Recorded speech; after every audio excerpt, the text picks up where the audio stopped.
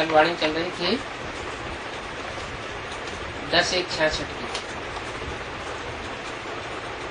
पृष्ठ 3 का मध्यांतर।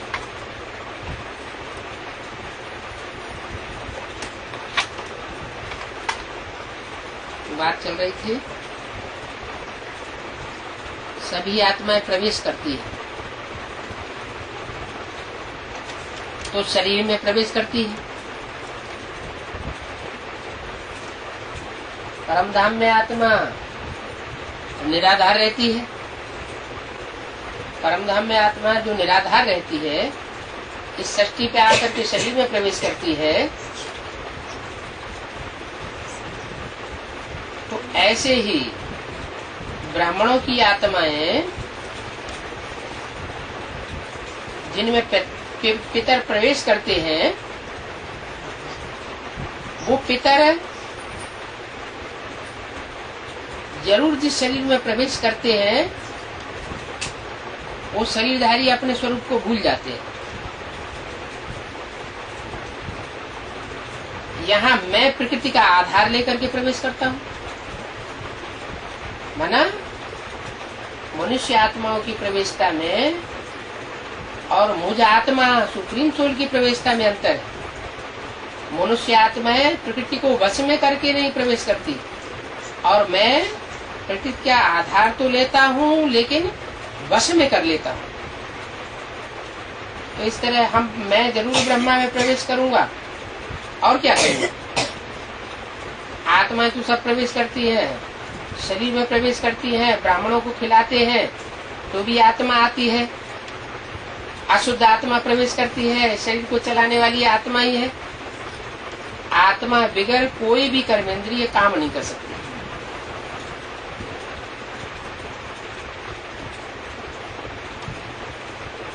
बाप बैठ समझाते हैं, ऐसे ऐसे समझाना चाहिए। हम आपको परमपिता परमात्मा का परिचय देते हैं। परमपिता परमात्मा भी शरीर में प्रवेश किए बगैर कोई काम नहीं कर सकता। सृष्टि के आदि मध्य अंत का राज हम तुमको सुनाते हैं। इस चक्कर को जानने से तुम चक्रवर्ती विश्व के मालिक बन सकते हो, और पवित्र बनना पड़े। ये पवित्र बनाना बाप का ही काम है। कोई दूसरी मनुष्य आत्मा पवित्र नहीं बना सकती। मन मना भव मध्यादि भव का अर्थ भी यही है।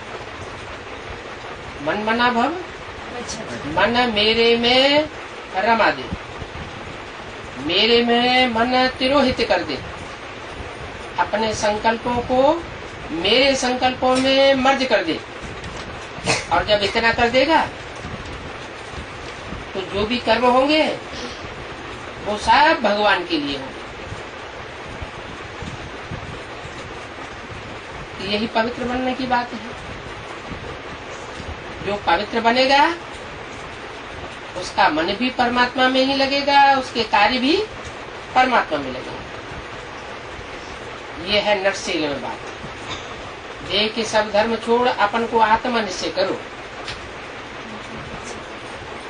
हिंदू, मुसलमान, सिख, ईसाई, ये अलग अलग धर्म है ना, ये सब मनुष्य के धर्म है, मानवीय धर्म है, दैहिक धर्म है। इन धर्मों को छोड़ दो। हिंदू धर्म वो भी दैहिक हो गया है। देहभान में रहते हैं तो कहते हैं मैं हिंदू। अब बाप कहते हैं सब धर्मों को छोड़ दो, अपने को आत्मा निश्चय करो। मैं आत्मा हूँ, सुप्रीम सोल बाप की संतान हूँ, तो सब धर्म खलास हो जाते हैं। आत्मिक स्टेज बनने से दूसरे कोई भी धर्मों की धारणाएं टिक नहीं सकती, देहभान की धारणाएं नहीं आ सकती। मामे कब याद करो, मुझे एक को याद करो का मतलब क्या हुआ?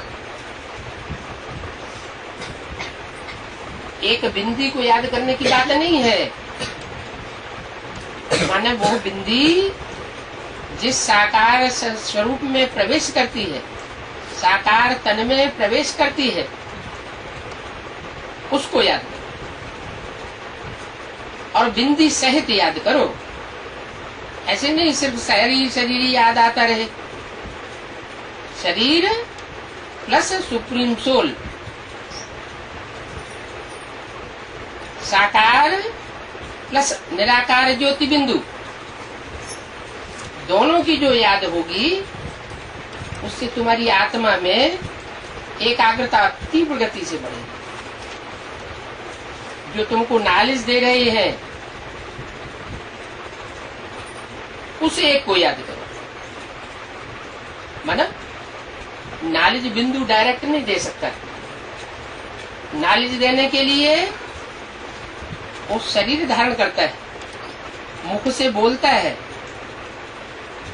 तो जो मुख से नॉलेज देता है यह नॉलेज कोई और में है भी नहीं, उस एक को याद करो। जो ये कहता है कि ये नॉलेज मैं ही दे सकता हूँ और कोई नहीं दे सकता।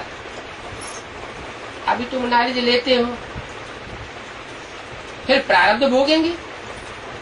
नॉलेज लेने और देने का समय अभी है, फिर भविष्य में कभी भी न तुम सत्य नॉलेज ले सकेंगे न दूसरों को दे सकेंगे।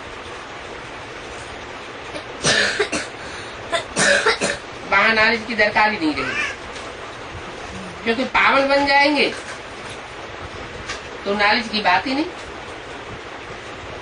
यहाँ नॉलेज दे करके पावन बनाना पड़ता है। क्या? जब तक सही नॉलेज, ईश्वरीय नॉलेज न मिले तब तक कोई पावन बन नहीं सकता। ये संगम युग है जबकि ईश्वरीय नॉलेज मिलती है। इस संगम युग में ही बाप आते हैं, कलयुग में नहीं आते, द्वापर में नहीं आते, कोई युग में नहीं आते। इस संगम पर ही पति से पावन वन पुरुषार्थ अनुसार पद पाते हैं। जैसा पढ़ेंगे वैसा पद पाएंगे।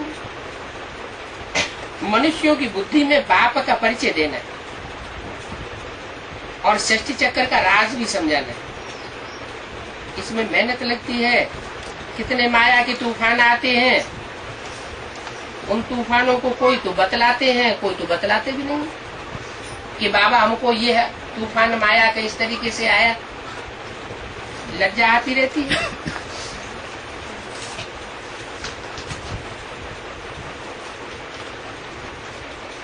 दस 66 मुरली का चौथा पी। बाबा ने भी रात को प्रश्न पूछा था कि तुम शिव बाबा के पोत्रे और पोत्रियां हो, मैं तो एक ही बच्चा हूं, मैं पोत्रे पोत्री नहीं हूं। तो उन शिव बाबा को मैं याद करता हूं। तुमको सहज है, बाबा को सहज है याद करना। बाबा को सहज है, क्यों? उनको क्यों सहज है? तुम्हें तो साकार शरीर में याद आता है और सहज याद आ जाता है, क्योंकि प्रैक्टिकल है, तुम अनुभव करते हो। और उनको है, उनको तो एक ही बिंदी, उनके लिए तो कोई साकार और है नहीं। इनको साकार है, इनको ब्रह्मा बाबा को फिर भी साकार था, यज्ञ के आदि में भी था, तो इनको फिर भी सहज हो सकता है। और उनको सहज है या तुमको सहज है? पूछा।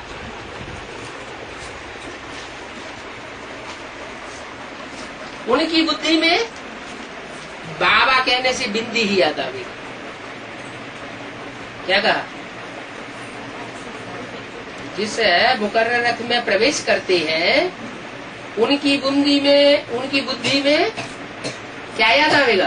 बाबा कहने से बिंदी ही याद आवी। और तुम्हारी बुद्धि में बिंदी के साथ साथ साकार शरीरधारी भी याद आएगा। वो साकार शरीरधारी को याद करने के तुम प्रैक्टिस्ड अभ्यासी रहे हो 63 जन्म। तो तुम्हें सहज हो जाता है, क्योंकि तुम्हारी तो प्रैक्टिस पड़ी हुई है साकार को याद करने की। और इनकी तो प्रैक्टिस नहीं है। क्यों? इन्होंने प्रैक्टिस नहीं की होगी 63 जन्म। जिस प्रजापिता में मुकर्रर रूप से प्रवेश करते हैं उसने 63 जन्म याद करने की, देहधारियों को याद करने की प्रैक्टिस नहीं की होगी है? माने कोई एक आत्मा ऐसी है जो संगम युग में जब बाप प्रवेश करते हैं तो शांति धाम का पाठ बजाती है। मूर्ति में एक है शांति धाम, एक है सुख धाम। कौन? विष्णु। और एक है दुख धाम। कौन? ब्रह्मा। ब्रह्मा जो है नीचे तबक्के का है ना, तो आधी बुद्धि खींची रहती है नीचे की दुनिया में, और खींच करके तो सारे बच्चे खींचते हैं उनको, तो बच्चे उनकी बुद्धि को नीचे खींचते हैं। भला बाबा कितने भी कहते हैं कि इनके चित्र मत रखो, इनका फोटो मत रखो, फिर भी रखते हैं। तो बच्चे जो है वो मानते नहीं, वो अम्मा को खींचते रहते हैं बुद्धियों से। तो माँ की बुद्धि आधी तो चली जाती है बच्चों में, और फिर खींच के बुद्धियों से बाबा को याद करते हैं, तो अंतर पड़ जाता है। तो पूछा तुमको सहज है या बाबा को सहज है? बताओ। बच्चों को सहज है। जास्ती योग कौन लगाते हैं ये बताओ फिर। अच्छा तुमको सहज है तो जास्ती योग कौन लगाता है? बच्चे जास्ती योग लगाते हैं या बाबा जास्ती योग लगाता है? बाबा जास्ती योग लगाते। फिर क्यों? जब सहज तुमको है तो बाबा जास्ती योग क्यों लगाते हैं?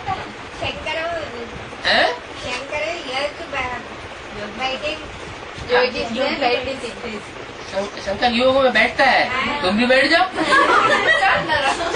हैं? तुमको मना कहाँ करते? तो जास्ती योग कौन लगाते हैं? बाबा ने समझाया तुम बच्चों के लिए सहज बहुत है। क्या इनके लिए उतना सहज नहीं है?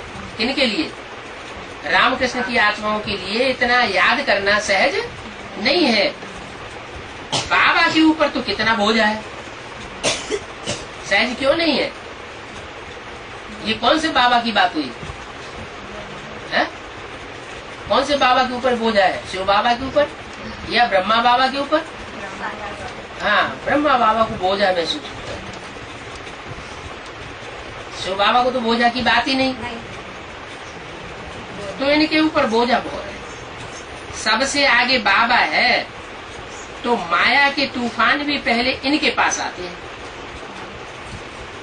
इनके पास जो ज्यादा जिम्मेवार है, जिसके ऊपर ज्यादा वजन है, उनके ऊपर पहले तूफान आते हैं। ये अनुभव करें तो बच्चों को राय दें। तूफानों का अनुभव पहले ये करें। जब इनको पूरा अनुभव हो जाए तो बच्चों को बताएंगे देखो ऐसे ऐसे माया आती है, फिर बच्चों को समझाते हैं। घड़ी घड़ी बाबा को भूल जाता हूँ, क्योंकि अनेक प्रकार के तूफान आते हैं।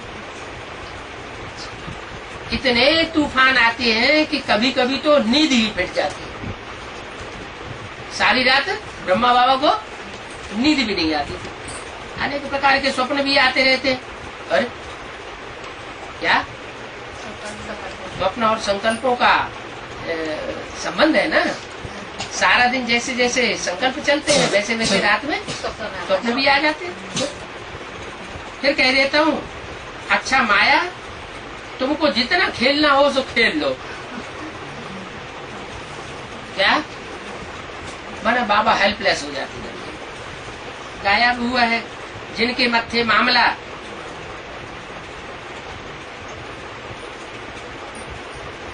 मामला किसके मत्थे पर है? सारा मामला है किसके ऊपर? सारा बोझा किसके ऊपर है? शिव बाबा की तो नींद फिटेगी नहीं। क्यों?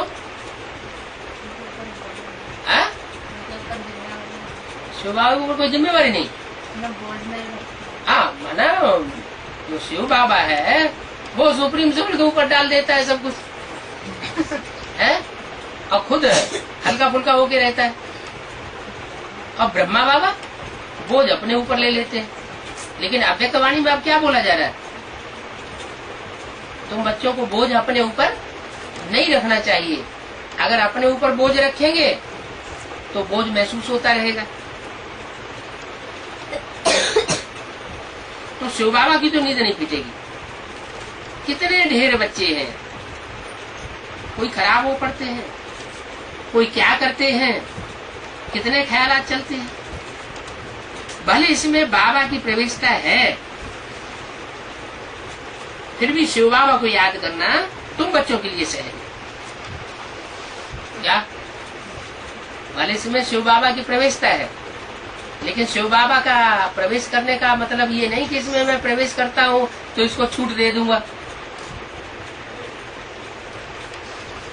छूट नहीं देते हैं तो तुम्हारे लिए सहज हो जाता है और इनके लिए कठिन हो जाता है। तुम बच्चों के लिए सहज है। अज्ञान काल में भी बड़ों के ऊपर मामला रहता है। दुनियावी रीत से भी ज्यादा जिम्मेवारी छोटे उठाते हैं या बड़े बड़े लोग उठाते हैं। माता पिता के ऊपर सारी जिम्मेवारी रहती है। कोई बच्चा दिवाला मार दे तो बाप का नाम बदनाम कर देवे।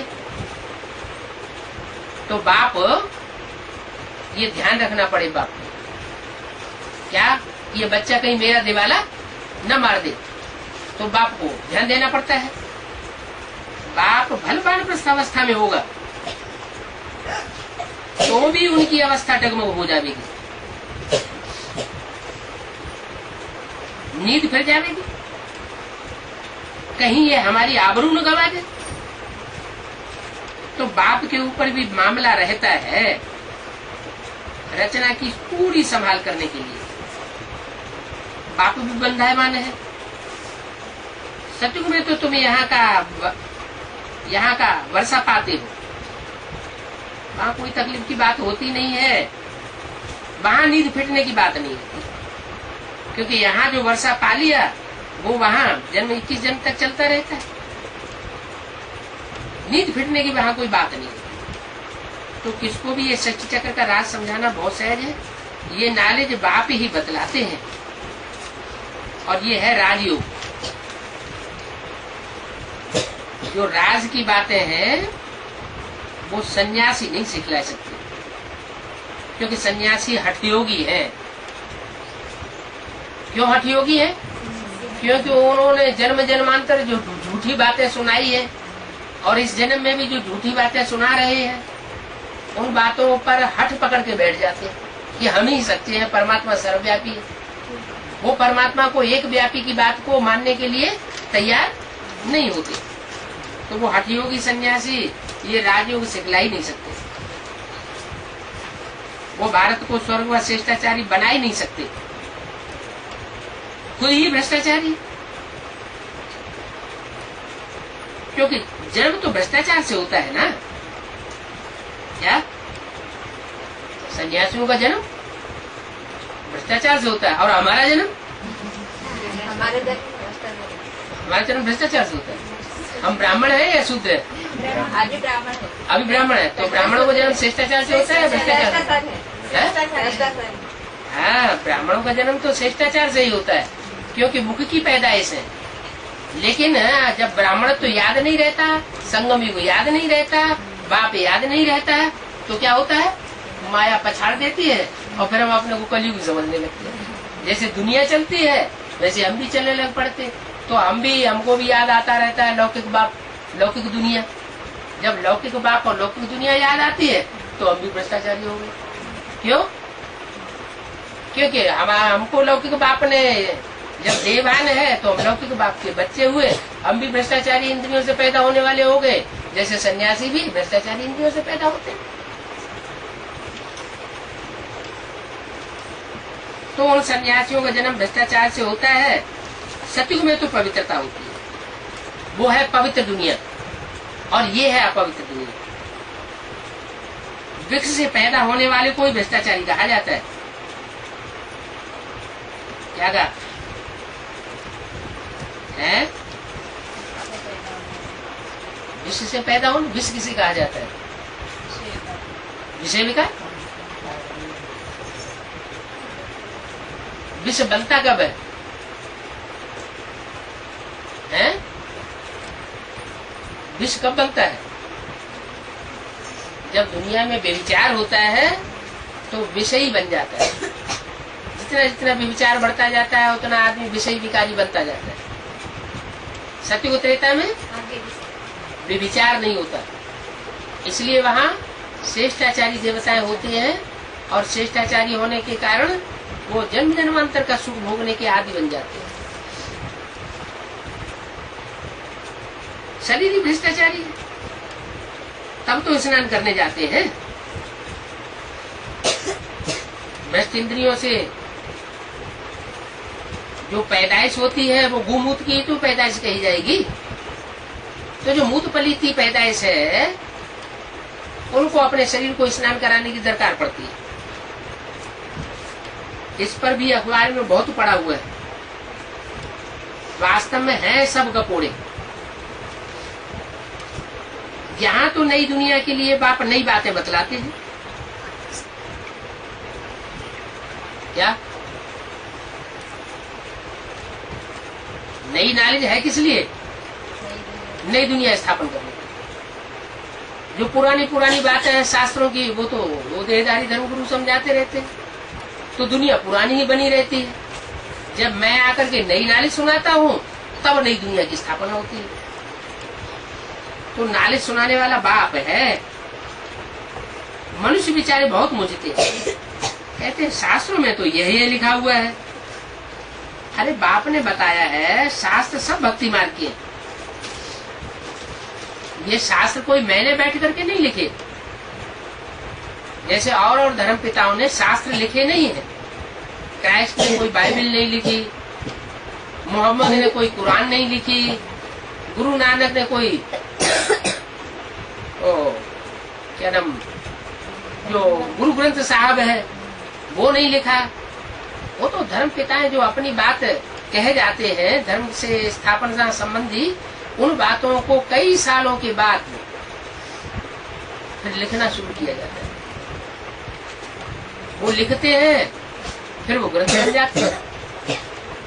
तो यहाँ भी बाप ने बैठ करके कुछ लिखा भी नहीं है, जैसे और धर्म पिताएं नहीं लिखते हैं, सिर्फ वो बोलते हैं। मैं भी तुम बच्चों को डायरेक्ट बैठ करके सुनाता हूँ, मैं लिख करके नहीं बताता हूँ। तो ये सब ड्रामा में नूद है। कितनी कहानियां शास्त्रों में बैठ बनाई, फिर भी ये सब बनेंगे। तो बताना चाहिए ये सब वेद शास्त्र आदि पढ़ते पढ़ते दुर्गति को पाया। दुर्गति को क्यों पाया? क्योंकि जो सुनाने वाले हैं वो श्रेष्ठाचारी नहीं है, और तुमको सुनाने वाला है श्रेष्ठाचारी। तो क्या एवर प्योर, क्या एवर प्योर सुप्रीम सोल तुमको सुनाता है, तो तुम्हारी दुर्गति होने की बात ही नहीं। तुम्हारी तो सदगति होनी है। और उनकी जो अनेक मुख से सुनाए हुए शास्त्र हैं उनको सुनने से, सुनाने से, पढ़ने से दुर्गति होगी। ब्रह्म आदि में लीन होने की भी कोई बात नहीं है। वो जो कहते हैं कि ब्रह्म में आत्मा लीन हो गई, ऐसे कोई आत्मा ब्रह्म में लीन तो होती नहीं है। लीन होना माने खलास हो जाना। आत्मा अजर अमर अविनाशी है। कोई भी आत्मा का अस्तित्व हमेशा के लिए खत्म नहीं होता। तो आत्मा जब अविनाशी है, अजर अमर है, तो वो तो बार बार पाठ बजाती है। जैसे शास्त्रों में लिख भी दिया है, कल्प कल्प लगी प्रभु अवतारा, माना हर त्रेता युग में राम का जन्म होता है।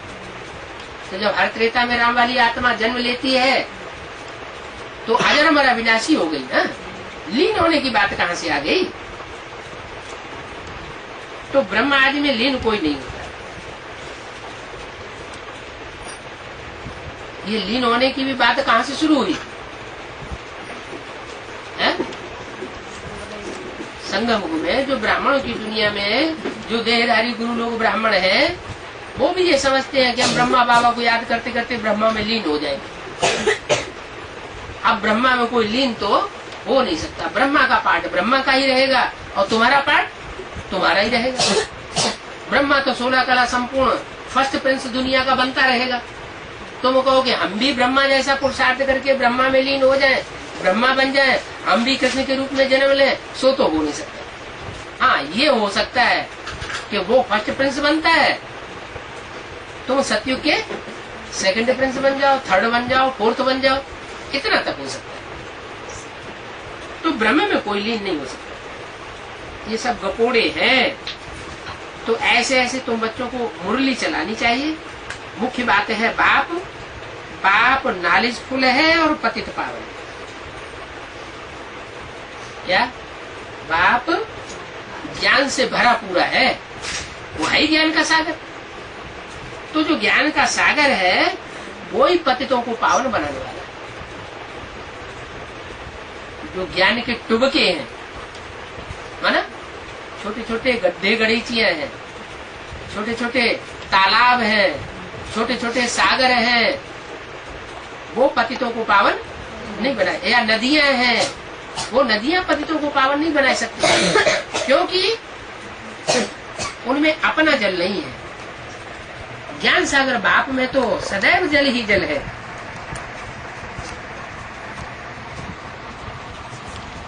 तो इन पतित पावन ज्ञान सागर बाप द्वारा पढ़ाए गए हैं, ये संगम है कल्याणकारी। कौन सा संगम? पुरुषोत्तम संगम युग, जिसमें पुरुषों में उत्तम बनने वाली आत्माएं नंबरवार प्रत्यक्ष होती रहती है। वो संगम कल्याणकारी है। ब्राह्मणों की चोटी कितनी छोटी होती है, माथा छोटा होता है, भुजाएं छोटी होती हैं, धड़ छोटा होता है या टांगे छोटी होती है। जो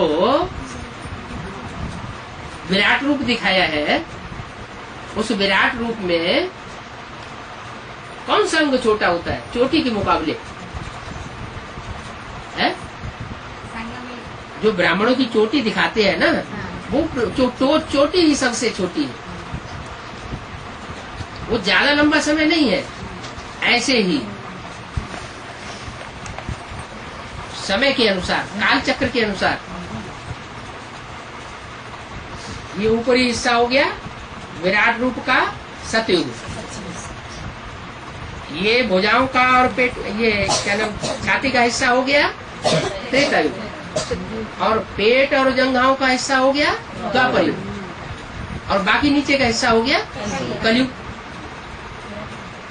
तो ये 4 हिस्सों में जो विराट रूप को बांटा गया, उसमें चोटी सबसे छोटी है। चोटी जो सबसे छोटी है, ऐसे ही संगम युग भी 100 साल का है। कोई युग ऐसा इतना छोटा नहीं होता है। इस छोटे से संगम युग में शिव बाबा और ही छोटा दिखाया जाता है। वो जो चोटी लगाते हैं ना ब्राह्मण, वो गांठ बांधते हैं, तो गांठ में गोल गोल शिव बाबा बन जाता है।